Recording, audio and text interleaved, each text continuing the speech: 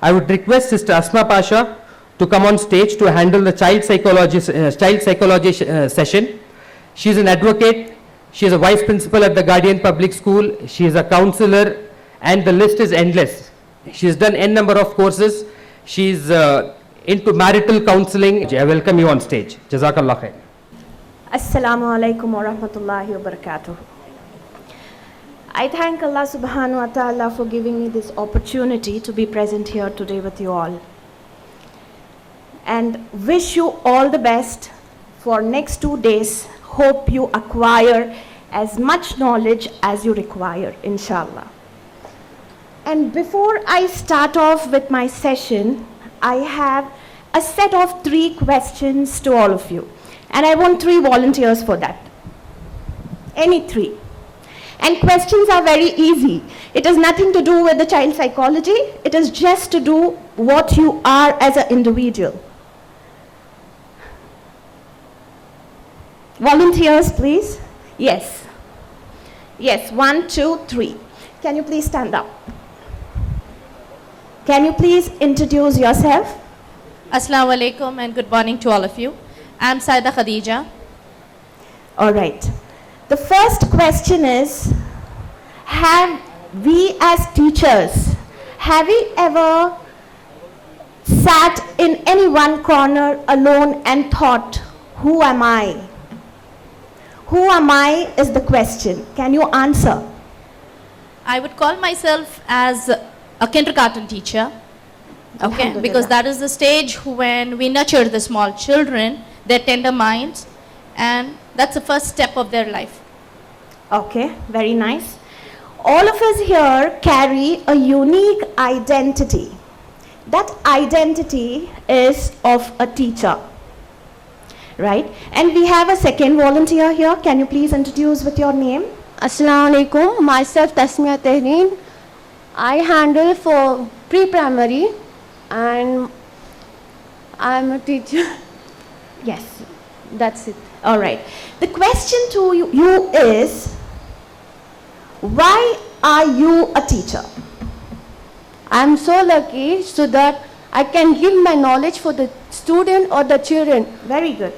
And whatever, if from my side, it's best I can give to the children the best.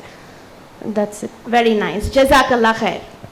And to make this phrase little better, I would tell, I am a teacher because I want to change. I want a change. What is the change am I referring to? Change which is of something positive, which would help the students, which would help the school, which would help the society, which would help the community and nation as a whole.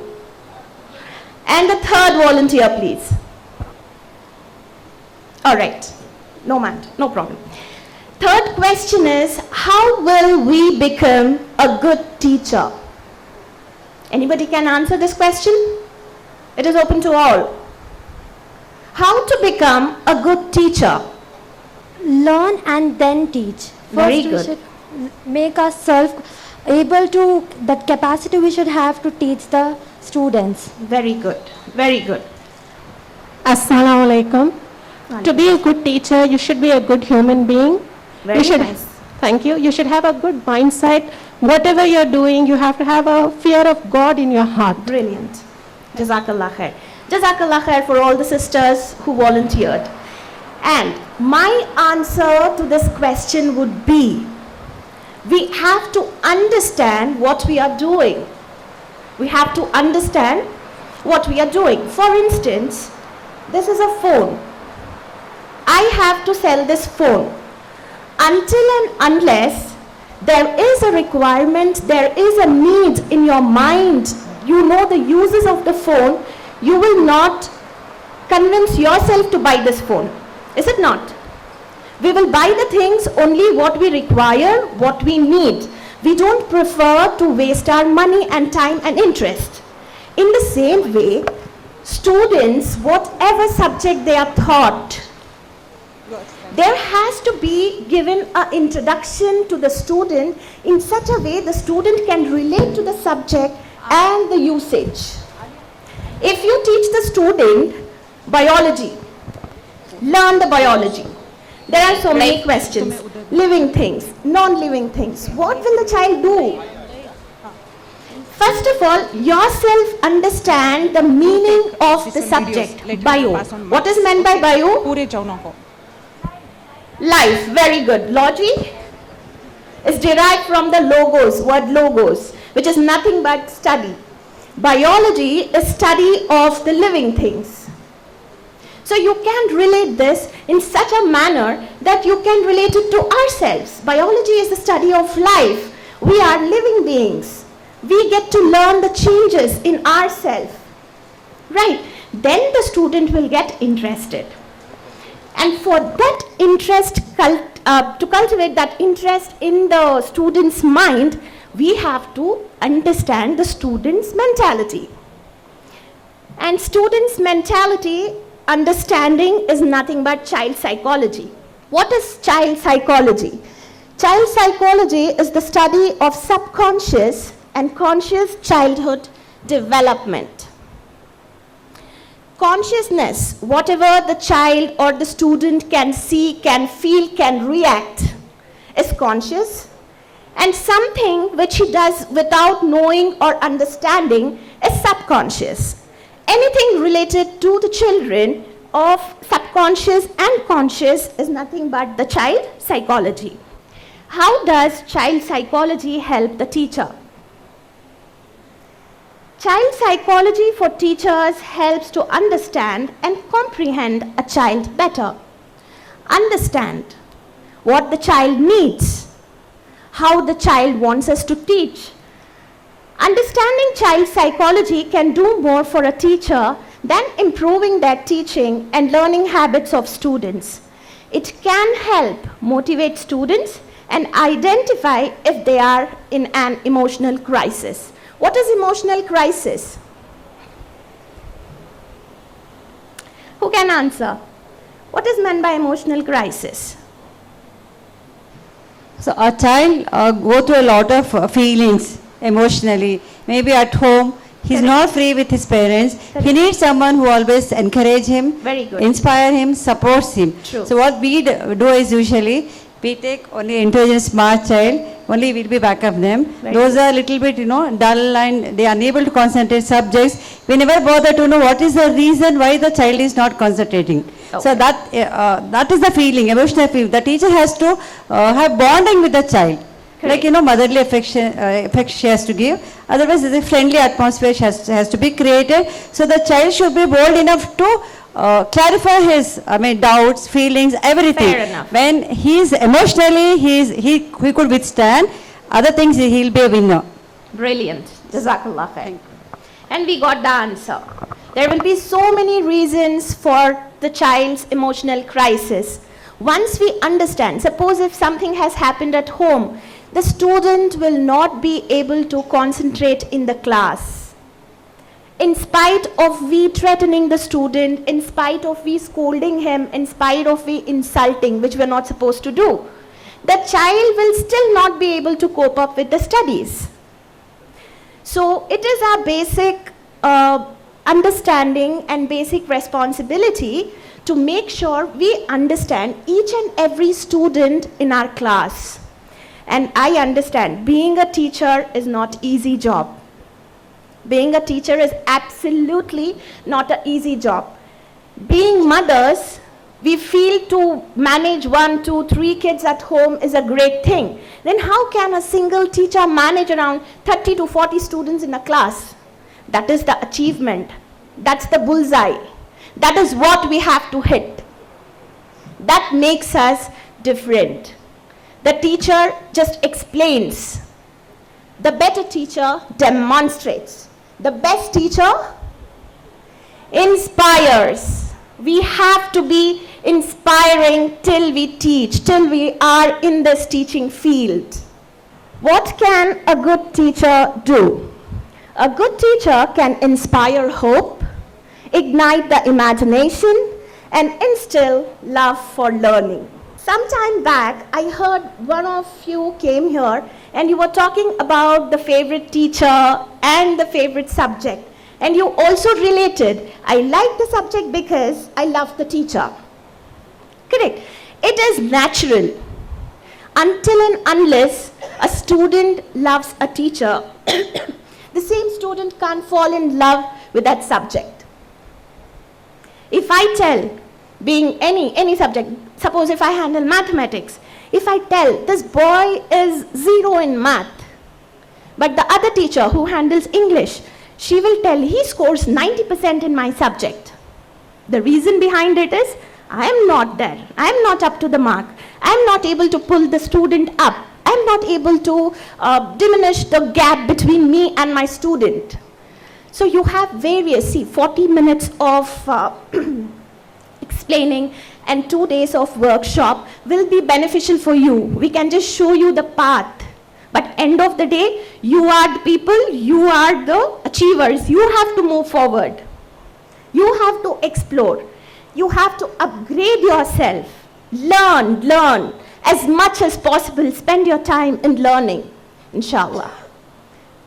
The importance of understanding child psychology help us to understand the child better planning and interaction. What is planning? What is planning? Okay, when I talk about child psychology, planning is little different than we usually do as teachers. We teachers do lesson planning.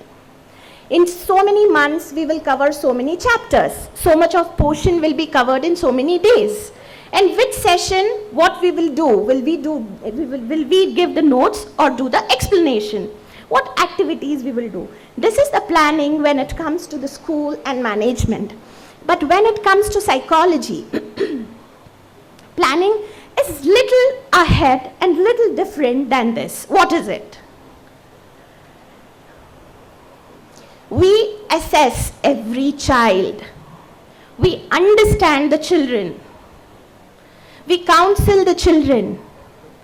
With the time that we get in school, in the sessions, it is not possible. I understand. But as a whole, if I have a list of 30 students, I will divide these students according to their standards. Good students, average, and below average. I will not name them as poor students. I will name them as below average. Then I will plan my portions in such a way that will help the students. Planning the portions. When it comes to psychology, few children will acquire knowledge by hearing. Few children need to see while they hear. Few students want to touch the commodity or a thing and hear the explanation, and while touching they want to observe it. Only then this topic will get into their minds. So depending on all these things, I will plan my lessons in such a way that I will have my teaching aid ready. If there is a plant, if I have to explain the plant in the classroom, it's very easy to get a plant, a small plant which has shoot, leaves, flower and some roots. We can take that plant, and management, none of the school's management will stop you from doing this. They will encourage you. Not only this, example, if we have to take states of matter, solid, liquids and gases. You can use ice cubes. You can make the students touch the ice cube and they get excited and happy in the class. They will start screaming. That control you should have. If you give the ice, they'll start jumping. If you come tomorrow and tell, ma'am, you told me to give ice, I gave ice, children are not under control. That's not my problem. Before giving the ice, you should have that command over the children. That instruction capability should be there in you. How will you get that instruction capability and command? When your students respect you. When will your students respect you? When you are honest to them. Show what you are. Don't pretend. Be yourself. You will get best sets of students, inshallah. All right, and understand problems and issues connected to the student. Yes, modify child's development process, ascertain or judge development of children. Here, the word judge is used for ascertaining, understanding.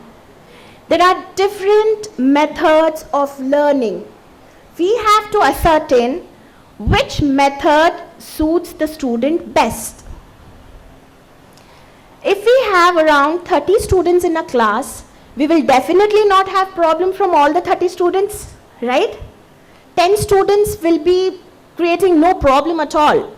They do their homeworks regularly, they listen to you, whatever instructions you give, they follow, they are up to the mark, they are well disciplined.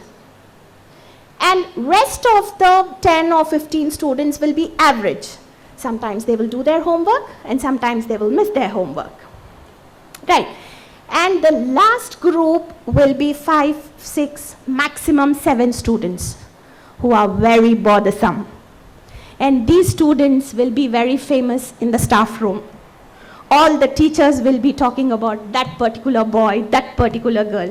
Suppose if any new teacher comes to the school, she will be sitting with you people and you will be discussing all negative about that particular student. Before entering the class and meeting the student, the new teacher will have preoccupied mind about the student. Right? Preoccupied. That is human tendency. So please, if you are doing that, please stop it. And in case you are in the place of a new teacher, don't preoccupy your mind. You judge the student. You instruct the student. You show that concern and love, that care to the student. Inshallah, this will help. Next.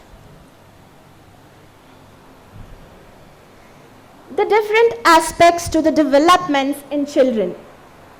There are different aspects to the developments in children such as physical, psychological, socio-economical, emotional development. The physical developments refer to the motor skills that the preschool holders acquire. Then we have cognitive aspects. What is cognitive skills? All of you here are my students. Yes? Yes? No? No interaction? Not liking the session? Yes? No? Yes. Then, all right. Cognitive skills are those skills for which students react, they respond, they interact. If there is a question thrown, they will analyze, then they will respond. That is cognitive skills. How these skills are improved? By giving them an opportunity to express themselves. When you question in the class, a student will tell the answer. The answer might be wrong. What will you do?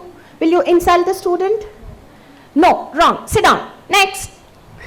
That is the tendency, human tendency, because in spite of teaching, in spite of giving so much of time, energy, teaching the chapter, in spite of doing all this, again if the student gives the wrong answer, it psychs us off, right? If you have been doing that, I can't tell stop it, but it would be better if you can change the methodology, right? All right, that is connected to cognitive skills. Next. Next slide, please. Ways to understand child psychology. There are 3 major things that you would do. First is observe. Next is appreciate. And the last but not the least is listen to them. When you assign some work to your students, observe the work. Do not interfere. Observe the work and guide them. Next, appreciate for what they are doing. Appreciate them for giving the answers. Appreciate them for at least attempting to do something, to tell you something, to be that interactive person in the class. Listen to them. When the student has a question that could be a worst question or a nonsense question that could not be related to your subject, whatever it is, you're supposed to listen to them. For this, for that good bonding in the class, what you could do is, if the session is of 40 minutes, every day give 5 minutes for questioning. Assign 5 minutes in the class for the students to question. If you go beyond 5 minutes, it will affect your portions, which you can't do it. If not every day, give alternative days. Plan your subject, plan your class. And in those 5 minutes, students should be allowed to ask anything what he wants. And I'm sure he will not ask you something beyond what is there in the textbook or in the teaching. But still, if he does so, if he questions, let him ask. If you know the answer correctly, if you are confident that is right, you give the answer to the student. If not, please be honest. I don't know the answer. Just give me a day's time. I shall get back to you. This is the best thing that can make your students respect you than giving them the wrong answers. No questions. I could just see blank faces. Are you people understanding what I'm trying to convey to you? Are you happy? Or is the session boring? Should I stop?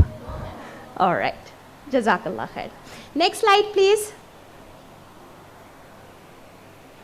Okay. Confucius. Who is Confucius? Who can read this for me? Confucius was a famous Chinese philosopher and a teacher who was also known as the first teacher in China, who wanted to make education broadly available and who was instrumental in establishing the art of teaching as a vocation. He also established ethical, moral, and social standards that form the basis of the way of life known as Sufism. Confucianism. Confucianism. Thank you very Thank you. much. All right. If you see the last sentence, it says, I hear and I forget. It says, when I hear something, I will forget. But when I see, I remember. When I see, I remember. When I do, I understand. When I do, I understand. So going back to the previous slide, when I told you to understand the child's psychology, you have to observe, appreciate, and listen to them carefully. Observing is seeing. Observing is seeing. Correct. Appreciating, hearing. The student hears good words from your end. And you appreciating them will be the action. You will understand better. You will understand the student better. Next slide, please. Different types of learning styles. I have already mentioned previously, there are basically four types, which will be visual, auditory, tactile, and kinesthetic. Visual is nothing but learn through seeing. Auditory, learn through hearing. Tactile, learn through touch. Kinesthetic, learn through doing. And moving. That would be related to experiments in the class. So while planning your chapters, plan in such a way that all these things are involved. All these types of learnings, teachings are involved for better result, inshallah. Next slide. These are the images. If you want to click a picture, you can do it. Next slide. Next slide, please. Okay, this is the best part of the session. Can anybody assist me in reading? Any volunteer? Yes, please. 1 point first.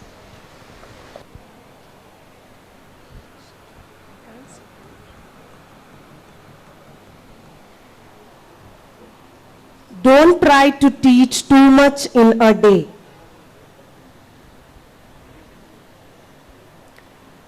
Okay. If we are hungry, we will consume as much as we can, depending upon our stomachs, right? And knowledge is also the food for the brain. Make sure you plan your lessons keeping the child's mentality and the student's development in mind, rather than rushing and pushing your portions off. Just to get rid of the portions, you're not there to teach. You're there to teach to make a change. Plan your chapters and your portions in such a way that whatever you teach in that particular class will be grasped and remembered by the students. If you teach good, if your students interact with you well, even if they don't study, they will still be able to pass in their exams because they have understood the concepts. They have understood the concepts. It is just that they have to put the same on the paper. Correct. Next point, please. Please, previous slide. We are still not finished with that.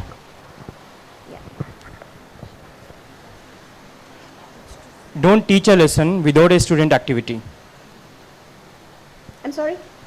Don't teach a lesson without a student activity. Thank you. So do not teach without an activity. Why the activity is required?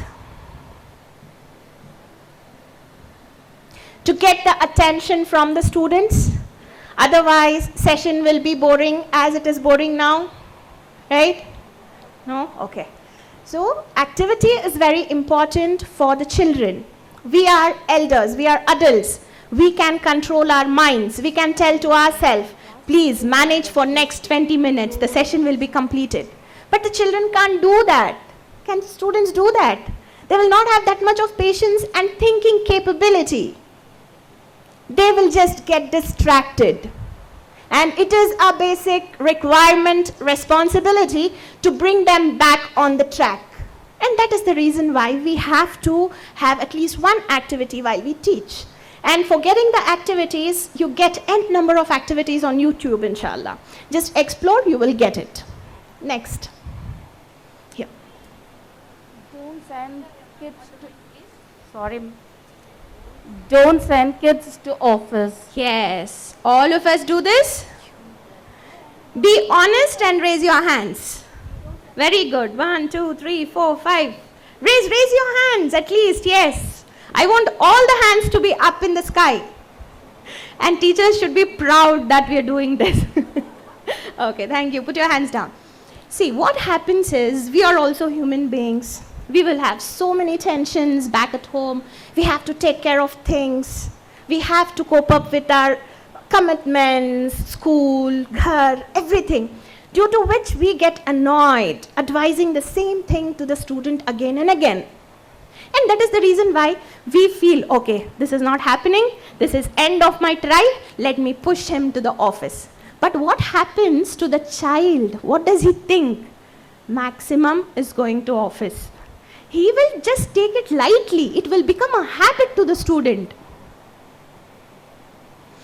And next day, he will be planning in his mind, tomorrow also I'll not do the homework, ma'am will send me to the office room, and whichever students come to the office will enjoy. Because how much punishment will they get from the principal or a vice principal? They will scold, they will make them stand in one place. Along with them, other class students will also come.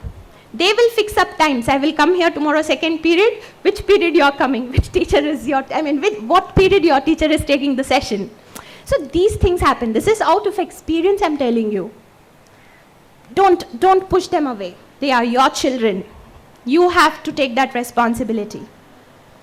You plan what has to be done. Suppose if the student does not do the homework one day, what will you do?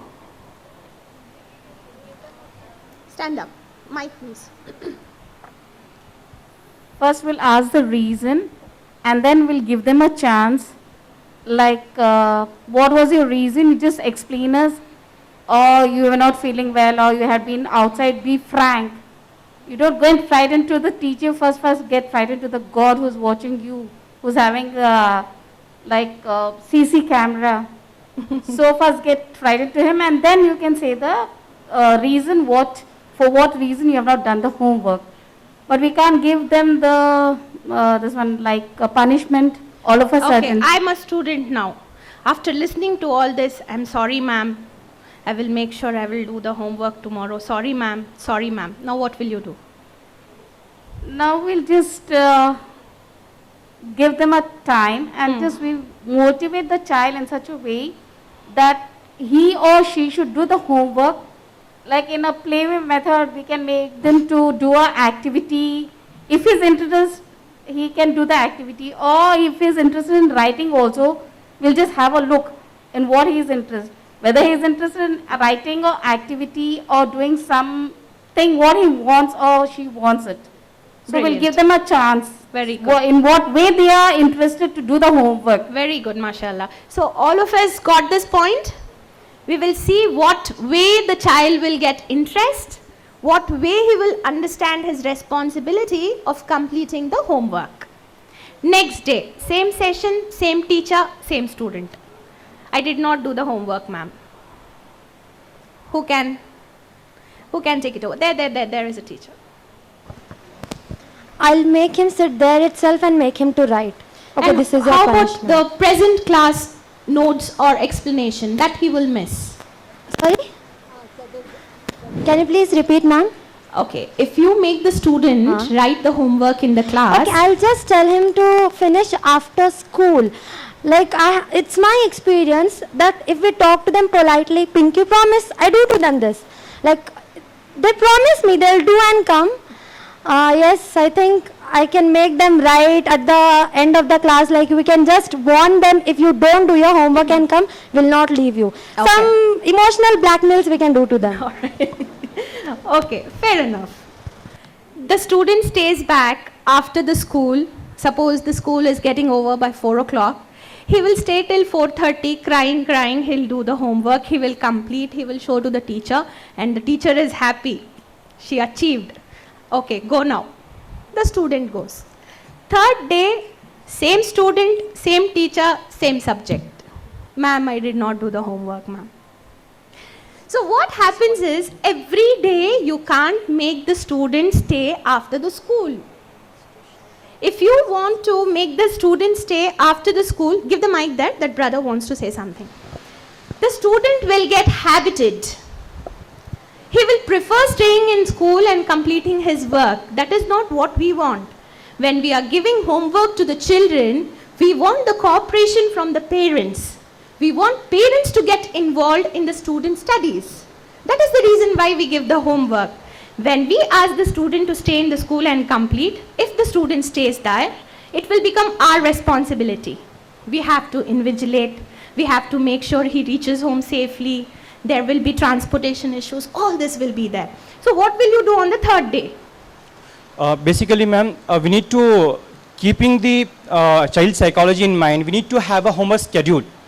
Because if the child get homework in each subject or more than 3 or 4 subjects, obviously he won't be able to do.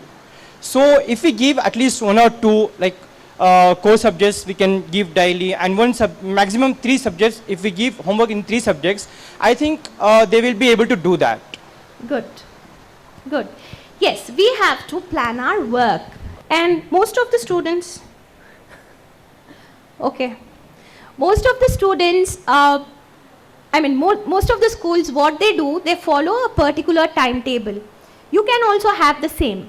You can sit with your management or your coordinators and plan homeworks in such a way that one day you will give 2 subjects written homework and 1 subject oral, and all the subjects should fall in the timetable. You can do this. And plan your measures in such a way that you will be justifying to that particular student. One day the student does not do the homework, do not punish, just give him warning, you will be punished. Second day the student does not do the homework, Give him the punishment which will benefit the student. The punishment should be in such a way which will be beneficial to the student rather than hurting the student, which is not at all beneficial to the student, not at all to us as well. Fair enough? All right. And we have to rush. I got a notice telling I have very little time. So next point, please. Don't allow students to shoot out answers. Yes. Discipline. Discipline is very important. When we ask a question in the class, ma'am, as if it is a fish market. So how will you discipline your children? Yes, very good. This is a common practice which all the teachers do. Discipline them. All of us know whatever I spoke about, everybody are aware. It is just that we speak in front of you so that you can inculcate the same in your teachings. Alright? Ask the students to put your hands up. If at all you scream out ma'am, then you will not get an opportunity to answer. Alright? And next point. Don't make tests too hard. Don't make tests too hard. It will demotivate the children. Always when you prepare a question paper, you have to plan again. Divide into 3. 30 marks easy, 40 marks average, and 30 marks again will be difficult questions. In this way, what happens, the students who are below average can also score 30 marks, and with their little efforts, they will pass in the subject. And don't discuss these things with the student, it is just between you and us.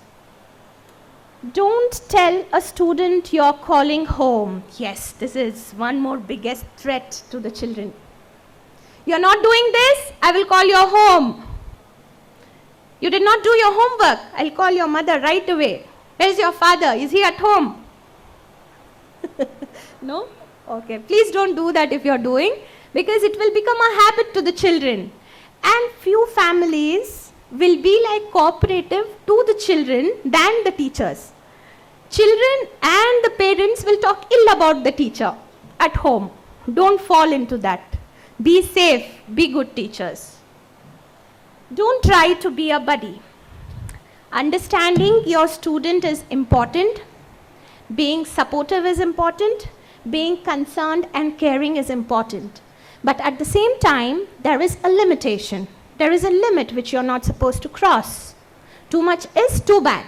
So draw yourself a line wherein the students will not take you for granted. Correct? All right. And don't dress too casually. Casual dressing is really not accepted. We feel young. We can go in any ways to school because we are teachers. Then again, we are a role model for our children. What they see, they learn. How much ever you tell them, do this, do that, do this, do that, they will not do. They will just do what you're doing.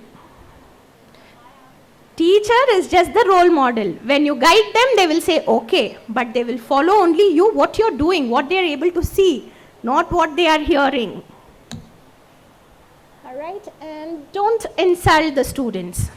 If they're not answering, if they're not doing their homework, don't insult them. They're also human beings. We are there to help them. We are there to assist them, not to punish, insult, demotivate. No negativities in the class, please. Then try to, who can read this point? Yes. Can you please pass on the mic?